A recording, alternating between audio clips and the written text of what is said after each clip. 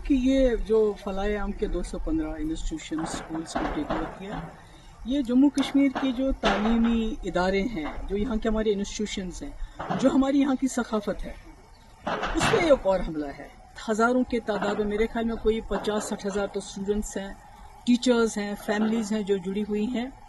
तो इस तरह से इसको बंद कर, इसको टेक ओवर करना, पहले तो जमात इस्लामी के तमाम एसेट्स को टेक ओवर किया गया, उन पर बैन लगाई गई। पर तभी उम्मीद थी कि यहाँ एक चुनी हुई सरकार आएगी, इलेक्शन होंगे, तो शायद ये जो हम पे ताबड़तोड़ हमले हो रहे हैं, हमारे तशख़्ख़ुस पे, हमारे हर इदारे पे, तो कहीं ना कहीं उसको वो रोकने में कामयाब हो जाएंगे। और शायद यही वजह है कि लोगों ने नेशनल कॉन्फ्रेंस को तकरीबन 50 सीटें दी, पार्लियामेंट में 3 मेंबर पार्लियामेंट दिए लद्दाख को लेके।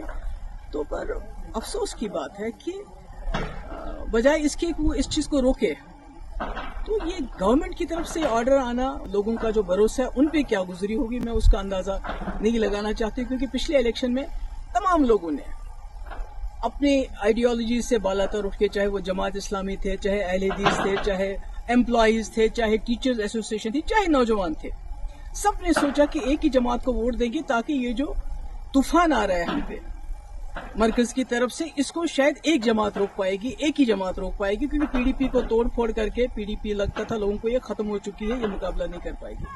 तो ऐसे में ये होना, और अभी आपने देखा कुछ देर पहले जो हमारी उर्दू जबान है, सरकारी दफातर में से उसको तकरीबन खारिज किया जा रहा है।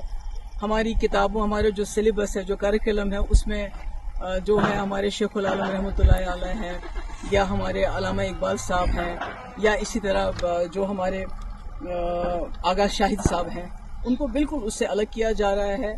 तो सरकार जो है खामोश है, और इस बार तो सरकार हिस्सा बन गई। आपको याद होगा 2016 और 17 में जब यहाँ बहुत हालात खराब हुए, उस वक्त मेरे ऊपर बहुत प्रेशर आया था कि आप जमात इस्लामी के ऊपर क्रैक डाउन कर लीजिए, बैन कर लीजिए, इनको पीएसए लगा लीजिए, इनके एसेट सीज कर, जो अब हो रहा है, जो इस वक्त की सरकार इस वक्त कर रही है।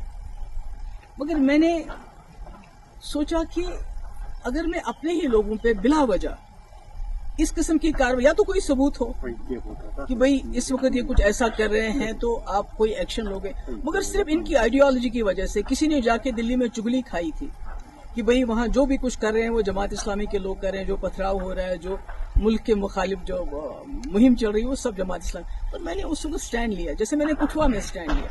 हालांकि मेरे पास अक्सरियत नहीं थी, हम पीडीपी बीजेपी सरकार में बने हुए थे। आज नेशनल कॉन्फ्रेंस के पास अपनी अक्सरियत है, उसके बावजूद वो इस किस्म के फैसले करती है। मुझे लगता है ये अफसोस के लायक है, और इसके बारे में क्या कहूँगा।